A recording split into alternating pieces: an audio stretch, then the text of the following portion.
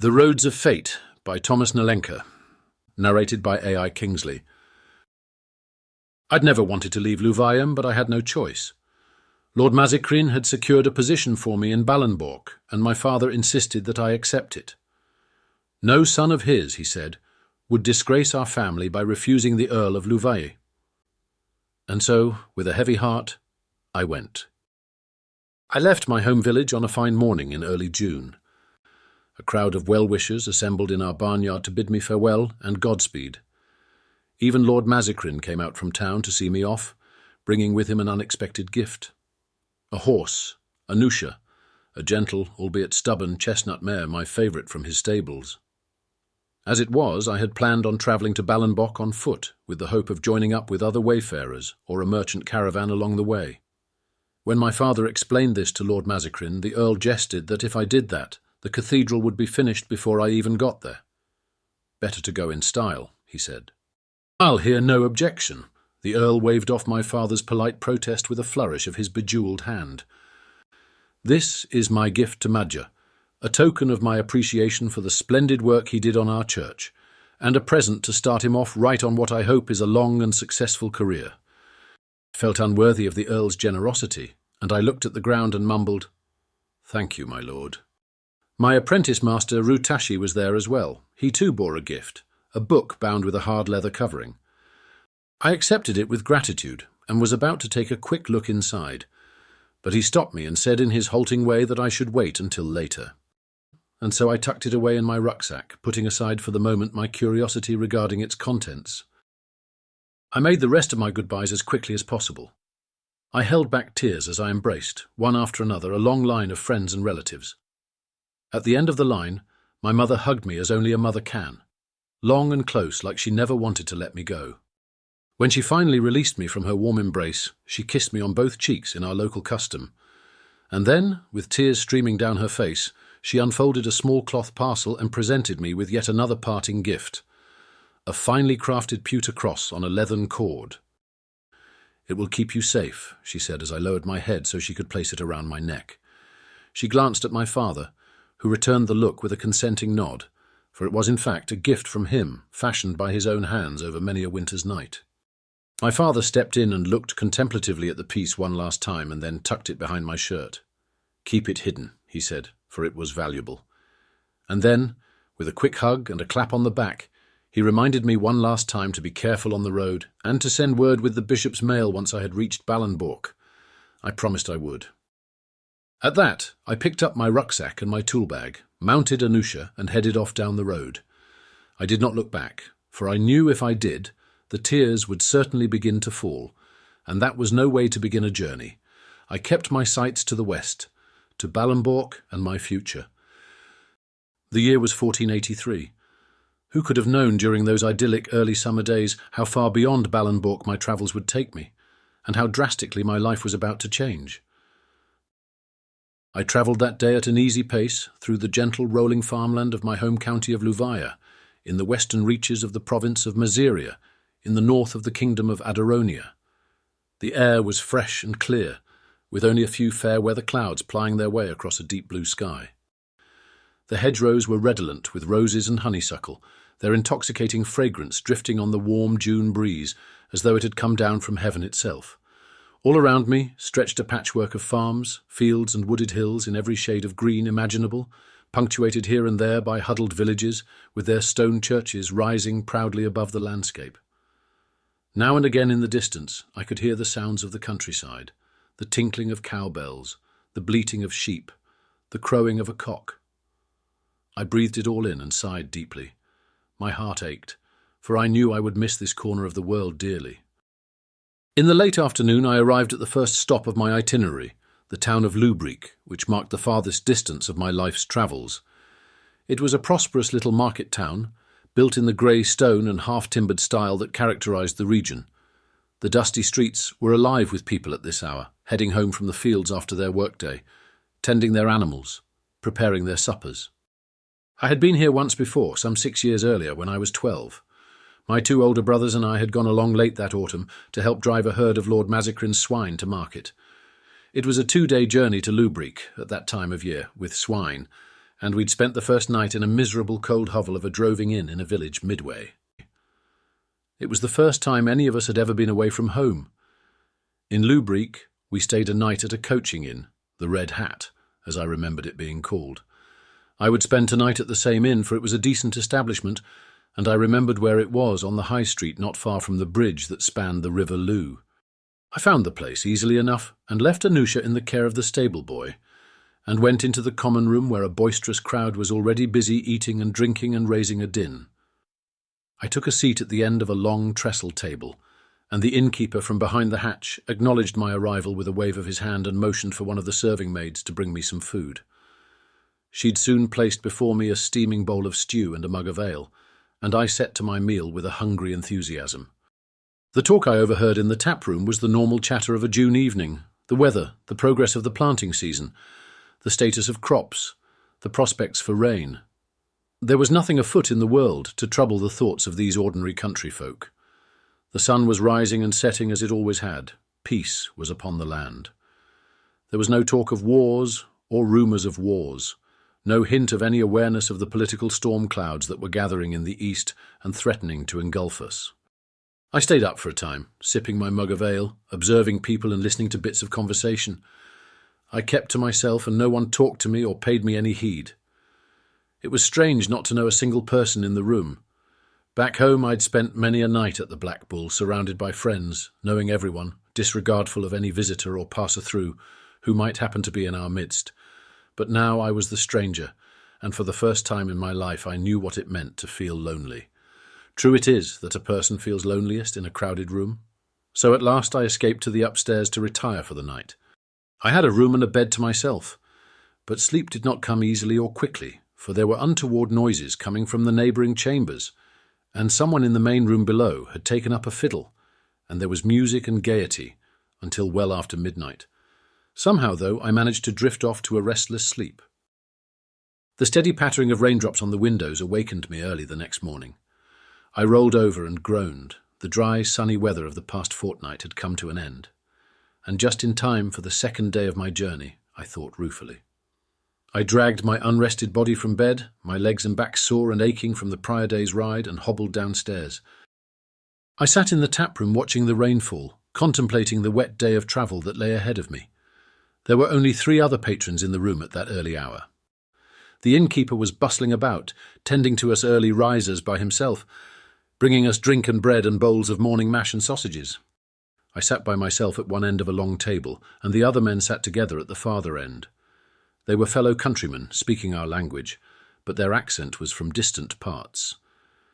I wondered if perchance they were headed west, to Ballenborg, for if they were, I would seek to join them. I was about to speak up and inquire, but just at that moment the innkeeper dropped himself down on the bench across from me. "So where are you headed to so bravely all alone, young fella?" he asked in a friendly way. "Ballenborg, sir," I told him. And upon his further inquiry I explained that I was to work as a glazier on the great cathedral of that city. "Commendable," he nodded his approval. "'Tis a good trade. I assume then that you're making your way to Guldenath, to the King's Highway?" I confirmed that I was. "Good," the innkeeper nodded. "Stick to the main roads and lodge in the coaching inns. Find yourself some company to travel with, and by all means don't even think about cutting through the Ballen Wall." He emphasised this last word with a particular vehemence, and I knew well enough why. For the Ballenwall, the frontier forest, as the name translated from the old language, was notorious.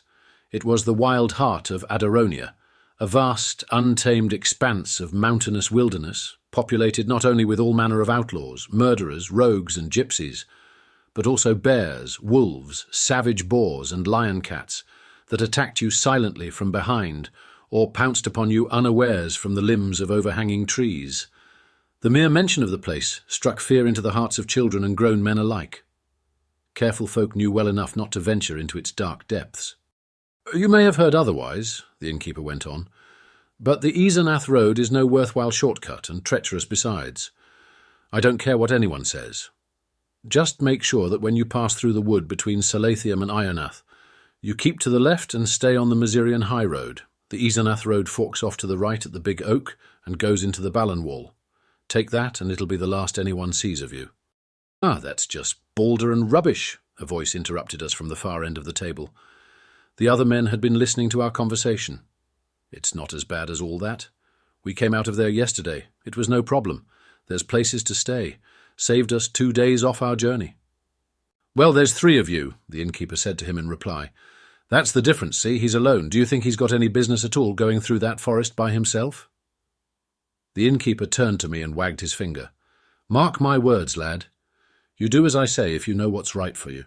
Ah, he's just scaring you, boy, the other man said. And what would be the point of me doing that? The innkeeper shot back. Just keep to your own business and don't be giving him any ideas. Bah! Do what you want. The fellow waved his hand dismissively and the men returned to their meal. I turned back to the innkeeper and said, Don't worry about me. I'll be staying to the main roads sure enough.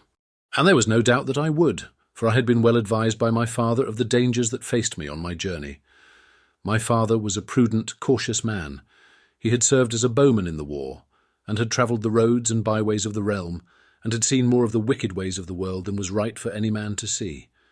He was all too aware of the manifold evils that lurked by the wayside to menace innocent folk just going about their lives. The provincial roads I must travel were fraught with peril, especially in my father's telling, and especially for a lone wayfarer like myself. Highwaymen, vagabonds, robbers, and thieves abounded. But the forests were worse, he had cautioned me, holding all these dangers and greater ones besides. His admonishments had sunk in. There would be no shortcut through the Ballan wall for me, and that was a fact. After finishing my breakfast, I settled my bill, thanked the innkeeper for his concern and advice, retrieved Anusha from the stable and resumed my journey. My purse was further lightened by a halfpenny to cross the stone bridge that spanned the Lou, the same languid country river that flowed also through Louvain and figured in both places' names, and the counties as well, Louvain, the land of the valley of the Lou. Once on the other side, I was officially beyond the farthest point I'd ever been from home. From here on, every place and every sight was new. How strange it felt, for even though I was still in my home province, I was in another county for the first time, and it was as though I had entered into another land altogether. I sighed, for the world seemed vast indeed to a simple and inexperienced lad of almost 19. For hours I travelled under a churning leaden sky that alternated between rain and drizzle, downpours and mist. Miserable under my riding cloak, I traversed a countryside of farmland, fields, scattered hamlets and woodlands, dense with ancient stands of oak, beech, maple and hickory. Where the road passed through these wooded stretches, the trees formed a tight canopy overhead, and on this drear and sunless day the woods had the dim aura of dusk, with only the occasional call of some forest bird resonating through an otherwise silent green realm. There was no one else on the road, and it seemed eerily as though I was the only person left in the world. As I rode along through a gloomy wood, I reflected on the events that had brought me to this moment. One could say that my story had begun 4 years earlier, when I had started my glazier's apprenticeship. But the stage had been set many years before that, during the war, the Balanese War as we now refer to that time, when Adaronia had been plunged into chaos and foreign armies had ravaged their way through the country like a plague of hornets. In Louvain, like so much of the kingdom, had suffered terribly during that awful and prolonged war of succession, over the rightful heir to the western province of Balanese. The town and its surrounding villages were looted and torched, scores of people were killed or carried off, our orchards were cut down and our beautiful church was attacked with a demonic fury. The statues were destroyed, the roof was burned, and, most tragic of all and most pertinent to my future, the stained glass windows were smashed to pieces. I had not yet been born when all this destruction had taken place, for I came into the world after the war had ended, the third son of ultimately 8 surviving children of a poor farmer. By the time I had formed any lasting memories, though, the country was recovering from the devastation and was beginning a slow return to the way life had been before. Scars remained, of course, and ruined buildings still dotted the countryside. In Louvain, the shell of the church stood as a solemn reminder of the brutality of the invaders and the horrors of war. The blackened stone skeleton of that church is one of my most vivid childhood recollections. I can remember, as a young boy, attending services on Sunday mornings in a roofless sanctuary open to the sky, surrounded by tall stone walls with empty arched spaces which, I was told, had once been filled with painted glass windows. of indescribable beauty. I remember feeling saddened and angry to learn that a horde of heathen rabble had swarmed in and mercilessly destroyed them all. All that remained of them was a box of broken glass pieces, for such shards and fragments as could be salvaged from the destruction had been gathered up and placed in a large wooden crate stashed away behind the altar, a giant reliquary for the remains of glass saints. Some years later, however, work was begun to restore the church to its former state of grace. The first phase of the project, the replacement of the roof and parts of the actual stone structure itself, took the greater part of 3 years. As this work neared completion, Lord Mazikrin hired a team of foreign glass workers to begin the replacement of the windows. These craftsmen came at great expense, for men skilled in the art of stained glass were hard to come by in these parts and demanded exorbitant fees whenever their services were required. But to Lord Mazikrin, no price was too high when it came to restoring St. Mary's Church. After all, it was his own family, 4 centuries back, who had commissioned the church to be built. A company of Milorian glaziers, headed by a renowned craftsman by the name of Rutashi, arrived and set up their studio inside the church. They were, as it turned out, in need of help, and offered to take on 3 apprentices. My father, seeing an opportunity for me to learn a trade, petitioned Lord Mazikrin on my behalf. However, the decision was not his to make. Master Rutashi himself would decide who he took on. An interviewing process winnowed down the candidates to a half-dozen suitable lads from across the entire county, and then a competition was held. We were each given a sheet of paper and a piece of charcoal, and told to sketch Rutashi's face as he sat in calm repose in front of us. I had never drawn anything before in my life, but the result of my first attempt surprised even me. When he saw my work, Rutashi's bushy eyebrows flew up. "You do before?" he said in his minimal and broken Adaronian. "No," I replied, shaking my head. "Is good," he said. "Is very good." He looked again at the sketch and smiled. Then he clapped me on the shoulder and said, "You are artist." And so at the age of 15, I began my apprenticeship, with Master Rutashi himself as my mentor. The old Milorian was a kindly man who took me under his wing and became to me like a grandfather. He tutored me in drawing and sketching and taught me everything there was to know about the art of glass. Firing, colouring, cutting, painting, fitting, leading, and everything in between. And he taught me other things as well, for it was under his tutelage that I learned how to read and write. He also taught me numbers and calculations.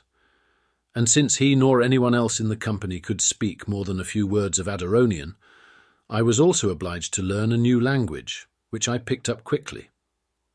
Granted, Milorian was a language I doubted I would ever find useful so far north, but it nonetheless awakened me to the fact that I had an interest and appreciation for languages. Under Master Rutashi's patient guidance, I became an expert at my adopted craft, far outshining my fellow apprentices. The window restoration had finally come to completion just 3 weeks prior to this rainy, dreary day, some 3 years after the project had started. I smiled upon remembering an incident halfway through the restoration when Lord Mazikrin had inquired, rather innocuously, as to why progress was so slow. Master Rutashi, normally so calm, was provoked. "You want them quickly?" he exclaimed. "Or you want them beautiful?" "Beautiful, of course," was the reply. And beautiful they were. 23 windows depicting scenes from the life of Christ, every one of them a glorious masterpiece of radiant colour and superb artistic skill. Rutashi and his team were exacting perfectionists, and it showed in every detail, every face, every painted fold of every saint's robe. The crowning glory was the large central window behind the altar, depicting the Ascension, fashioned entirely and symbolically from the salvaged shards from the original windows. The transformation of the church from a ruined shell to an ethereal house of God was cause for great celebration in Louvain. On the Sunday after the last piece of glass had been set, the church was rededicated in a solemn ceremony, and then afterwards Lord Mazikrin hosted a tremendous feast on the town square in front of the very structure of which we were all so proud. The glaziers and we apprentices were central figures in the revelry and the subject of many a toast. Father Kazmaras, our parish priest, was delighted to tears with the restored church, and praised us with a speech filled with such fine words that we were all quite moved. The highlight of the ceremonies came when Master Rutashi announced, in his scripted and halting way, that we lads had successfully fulfilled our apprenticeships and had attained the status of journeymen, and were hereby admitted to the Masurian Glaziers Guild. The crowd assembled in the square clapped their approval as each of us was presented with our medallion and ring. We were also presented with the certificates of our glazier's license, which meant that we were able to be hired, with the king's sanction, for any glasswork we might be able to find in the kingdom. Now one might have thought that after our apprenticeships were over, we would have been hired into Master Rutashi's studio. Certainly, we lads had been clinging to that hope. I, for one, had been especially optimistic because one of the old glaziers, Brother Aldous, as he was affectionately called, for he had once been a monk, had frequently expressed his desire to retire from the glazier's trade and to return to monastic life for the remainder of his years. If he did, then that would be at least one position the master would have to fill. And at the risk of seeming boastful, I knew that of the 3 apprentices, I had the greatest chance of getting it, for my artistic skills exceeded theirs, and I knew that Rutashi favoured me over them. But these hopes that we clung to were quashed, for there came a day in early May when Master Rutashi informed us that once their work here was finished, the company would be returning home to Meloria, and he would not be able to take any of us on. The next job they had lined up was a chapel in honour of the late Melorian king, who had been killed in battle in some war a few years earlier. It was not as big a project as our church had been, and there was only enough work to support him and the men already in his employ. Later in private, Rutashi told me that he particularly regretted not being able to hire me, as he thought so very highly of my work. He assured me, if it was any consolation, that I would do well wherever fate landed me. But it was hardly a consolation. The lads and I were crestfallen. What would we do? There had been talk at the work site that in the great city of Balenborg, at the far western edge of the kingdom, work was just getting underway to repair the windows of that city's famed cathedral. The cathedral had suffered extensive damage during a fire many years before, during the war, and had been undergoing restoration for the past 15 years. Only now had they reached a point where they could begin work on the windows. One of the apprentices said he planned to go to Balenborg to seek work on the cathedral. The other cast off the idea and said that he had heard that the studio was fully hired, there were no more glaziers' positions to be had, and we had no sponsor besides. But our mate insisted he would go anyway and see what came of it, and he urged us to join him. What other option was there for us? The Balenborg Cathedral was the most likely place where any of us could put our newly minted skills to good use. It was worth the try. The realization that our days in Louvain were drawing to an end caused an ache in the pit of my stomach. I thought wistfully how lucky my oldest brother was. By the good fortune of birth order, he would inherit our father's land, since it was the custom that all lands and possessions passed to the eldest son.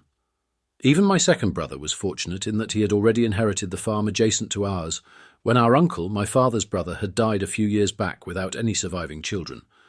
But alas, it was the lot of younger sons to either learn a trade, work in the tin mines, or become a mercenary in some foreign war. And fate had brought me to the glazier's trade, the best of the options to be sure, but one that would of necessity take me from home, for there was hardly a demand for a glazier's skill in a town like Louvain. Or was there? One day, a week after Rutashi's fateful announcement, as we apprentices were discussing our future, I wondered aloud why we couldn't all remain in Louvain and start our own studio. The glazier's work was not limited to church windows, I remarked. Many a building had windows of glass these days, and surely they would only become more popular as time went on. And Louvain was a growing town. New homes and buildings continued to sprout up on the edges as prosperity returned. To my surprise, the idea was not dismissed out of hand. If this plan allowed us to remain in Louvain and employ the skills we had learned, it seemed the perfect solution. In the final days prior to the completion of the church, we discussed this idea further between ourselves and decided that this was, indeed, to be our course of action, and we were all quite pleased at our prospects. But my hopes of participating in the new venture were quickly dashed. At the rededication celebration, Master Rutashi had barely finished his presentation, and the townspeople had just begun to jostle for food and drink at the long banquet tables that had been arranged around the town square, when Lord Mazikrin approached me and pulled me aside. "Madja," he said, putting his hand on my shoulder, I just wanted to tell you again how proud I am of you for what you helped to accomplish on the church. It's absolutely splendid, even more beautiful than it was before." "Thank you, my lord," I replied. As far as earls went, Lord Mazikrin was cut from a different cloth. Most of the nobility had nothing to do with the commoners they lived amongst. Not so with Lord Mazikrin.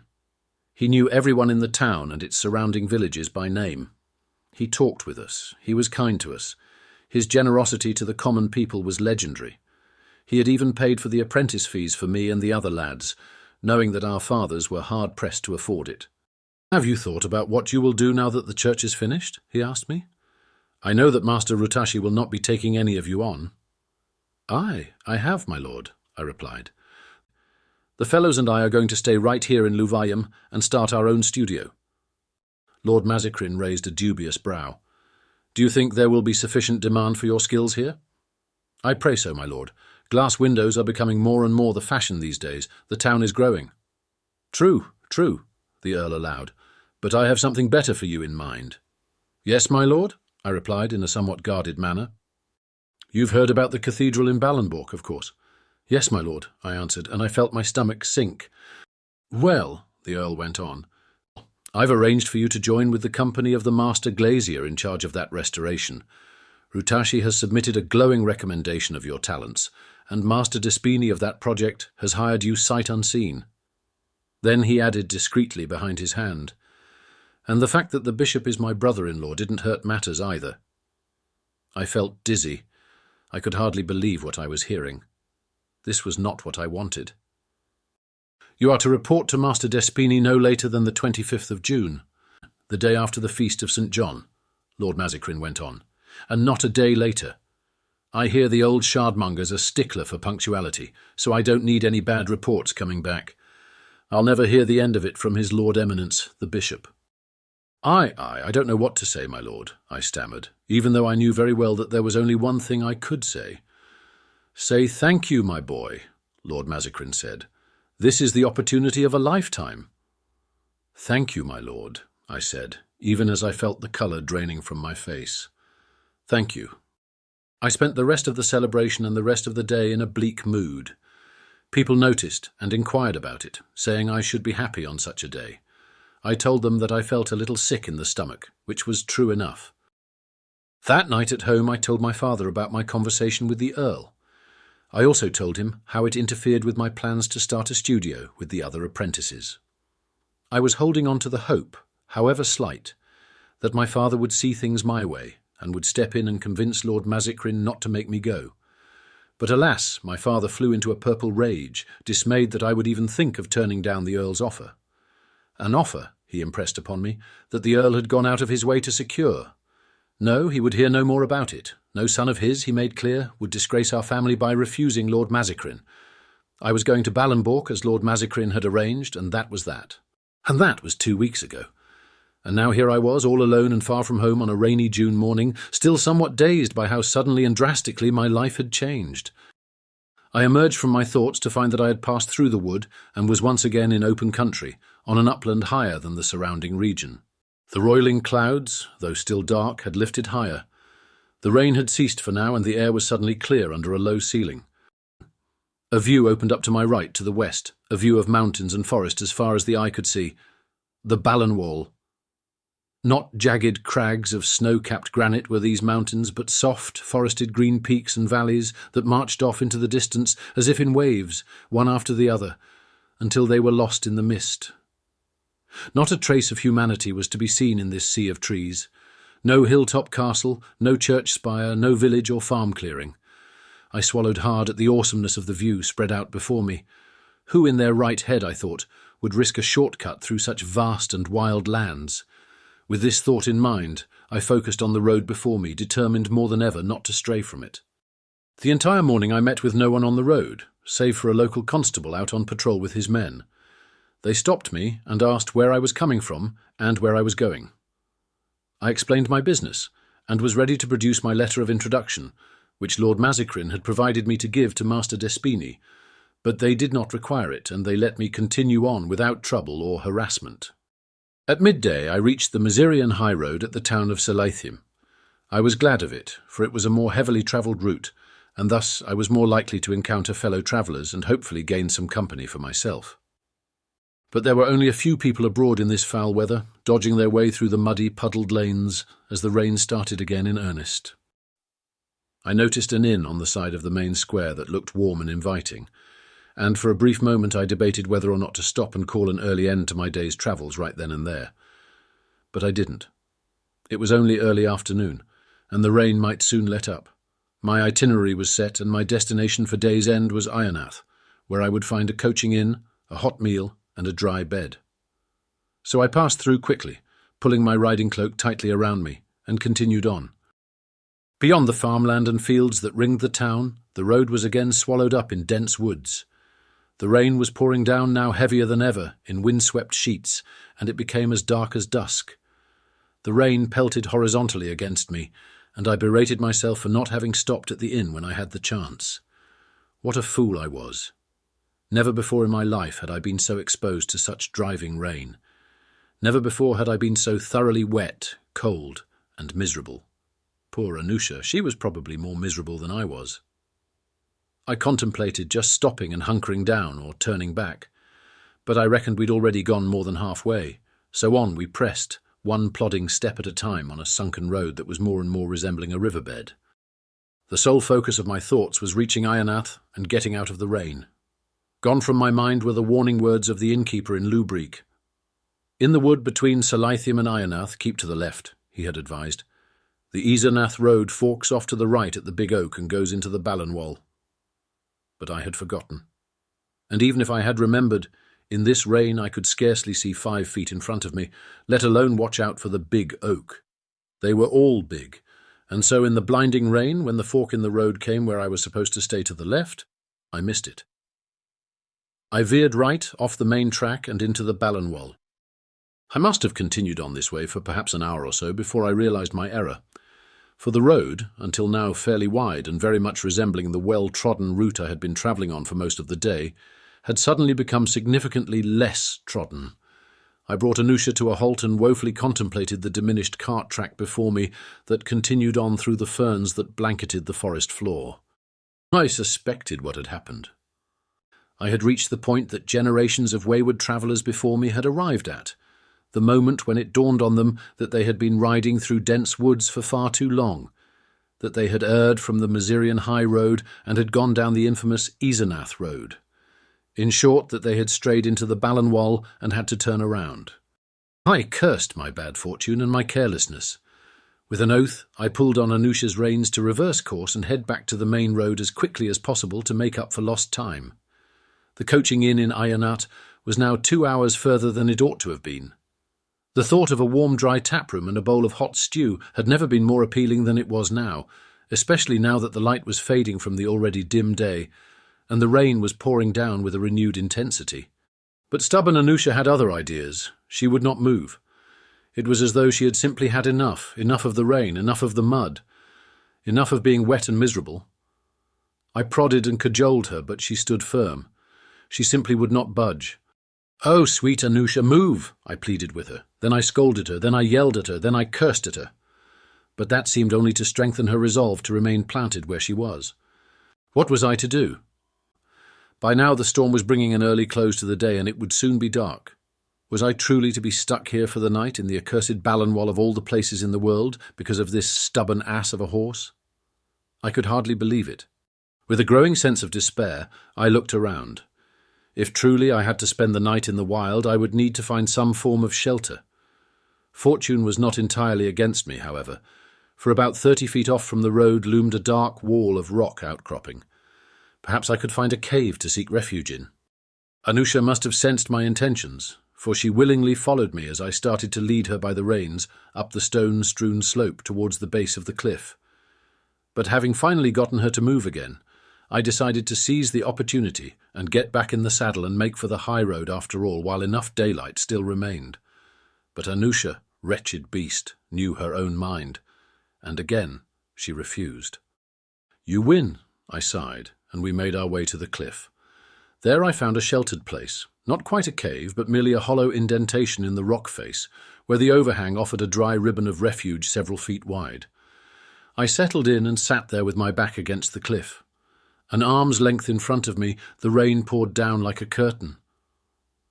Anusha fit into this sheltered space too, happy to be out of the torrent. I took off her saddle and hitched her to a tree growing from the base of the rock. We were here for the night. I opened my rucksack and fished out some food that my mother had packed for me. Dried sausage, hard biscuits, cheese, and some dried apples. For the long stretches of road between inns, she knew I would grow hungry and had sent me off with an ample supply of nourishment. I had skins of ale as well. Anusha feasted on ferns and clumps of grass growing from the rocks. The sound of her chomping and breathing was reassuring, and in the growing dimness of the woods, I was grateful for her company. After I had eaten, I leaned back with a sigh, clasping my hands behind my neck. This is not to suggest with a feeling of contentment, no, far from it, for here I was, wet, cold, and all alone in the God-forsaken Ballenwall. But I nonetheless comforted myself with the thought that I had made the best I could of a bad situation. I had found the safest place I could have hoped to find for the night ahead, and I had a belly full of food. As I sat there watching the rain, I felt the leathern cord around my neck, and I remembered the cross given to me when I left home, just the day before. I took it off and examined it in the last, failing light of the day. It was a handsome piece, about 2 inches in height, intricately etched with the knot patterns that my father so loved. I had watched him create many such pieces over the years, for it was his pastime on long winter evenings to work pewter. This was one of his finest. Besides my father's cross, I had also added to the leather cord my guild medallion, which was a bronze oval pendant stamped with the winged lion of St. Mark, the glazier's patron saint. I put the cord back around my neck and vowed I would never remove it again. As darkness arrived, the rain began to slow to a drizzle, and the forest around me became alive with sounds. Against a background of light rain and water dripping from the trees, there were rustlings and scurryings, strange grunts, snapping twigs, frogs peeping in some nearby swamp, the calls of owls and nightbirds and tree-toads. Once there was a bone-chilling scream. A fox, or perhaps some hapless forest creature, meeting its death in the talons or jaws of some nocturnal predator. That was the worst of it, until wolves started howling somewhere off in the distance, causing my heart to race in terror. I took out my knife and held it at the ready in case any of the beasts should happen upon us. Anusha was distraught by the howls as well, and she stomped her hooves nervously. "Well," I rebuked her, "whose fault is it that we're here?" But then it occurred to me that if she could talk, she might well reply, "Why, it's yours, Master Madja. It's your fault that we're here. You made the wrong turn." And she would be right. Then I took pity on her distress and was able to calm her down with soft words and reassurances. As the dark veil of night descended, I wrapped my riding cloak tightly around me and settled in for a long vigil. There was no thought in my mind of sleep. I would wait out the hours until dawn in ready wakefulness. Despite myself, however, I did doze off into some form of restless sleep, from which I was roused quite suddenly in the middle of the night by the sound of horses and voices passing nearby. For a moment I thought I was dreaming, but in an instant I was fully awake, and I knew it was no dream. Through the rainy mist, through the trees that grew in the boulder-strewn slope between my place of shelter and the trail, I could see torches moving along the forest path. I could hear the horses' plodding footsteps in the mud and their soft grunts, as well as low murmurings in some strange and incomprehensible language. The sight of the vague black shapes making their way through the night just yards away from me caused my heart to race anew. I was fearful that Anusha might make a noise and betray our presence. I held my breath in dread, but, God be thanked, she remained silent. The light from the torches illuminated the shadowy procession just enough for me to observe that it consisted of several mounted riders at the head of the column, followed by a number of people on foot who appeared to be women and children, some of whom I thought seemed to be weeping quietly. Bringing up the rear were more mounted riders, followed by several unladen horses trailing behind. They were headed in the direction from which I had come just hours before, towards the Masirian high road. What were these people doing travelling in the middle of the forest, in the darkness of night by torchlight? Who were they, and where were they from? Though I could hear only bits and pieces of low, muffled talk, I could discern that they were not speaking our language, and it was not Vandish either. I was familiar with the sound of that tongue. For Vandish merchants passed through Louvain on occasion, peddling their wares. Nor was it Arconian, for that was a language akin to Adironian, and I would have recognized it, if not understood it. At last I assumed they must be a group of nomadic forest gypsies, speaking the cryptic language of the people of the northern lands of Harania. They passed by quickly enough, and soon their sounds were gone and their lights had vanished from view. The whole episode had lasted but a few minutes, but it left me with frayed nerves. My heart continued to race for a long time afterwards, and my mind was unsettled. There had been something vaguely disturbing about the incident. It was the weeping, I realized. Why were the women crying? Surely some terrible misfortune had befallen them. I felt aggrieved for these mourning midnight wanderers. The sounds of their sobbing haunted my thoughts for the remaining few hours of darkness as I sat there waiting for dawn to arrive. It came as dim and drizzly as the day before, and as soon as it was light enough I arose and stretched and ate some hard sausage and a biscuit. Then I saddled up Anusha and we made our way down the rocky slope and back onto the trail. The black, muddy earth underfoot was churned up by the mysterious cavalcade that had passed through during the night. Proof, if I needed it, that it had been no dream. I resumed my journey pleased with the thought that within the hour I would be back on the Masurian high road, tired for lack of sleep, but otherwise none the worse for my unpleasant detour and my night in the woods. But the unpleasantness had only just begun.